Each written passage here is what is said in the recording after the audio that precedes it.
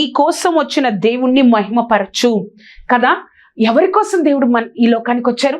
నీ కోసం, నా కోసమే కదా దేవుడు ఈ లోకానికి వచ్చారు. ఆ దేవుడు, ఆ వచ్చిన దేవుడి, నీ కోసం నా కోసం వచ్చిన ఈ లోకంలోనికి వచ్చిన ఆ దేవుణ్ణి మనము మహిమపరచాలి. లూకాసు వార్త 2వ అధ్యాయము 20వ వచనం.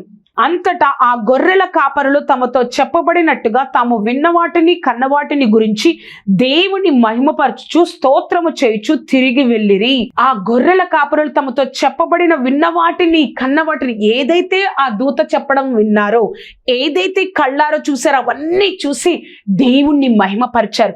అవును, మా కొరకు లోక రక్షకుడు వచ్చారు అని దేవుణ్ణి మహిమపరిచారు. నువ్వు ఎప్పుడైనా ప్రభా నువ్వు నా కోసమే వచ్చావయ్యా, నా పాపాలు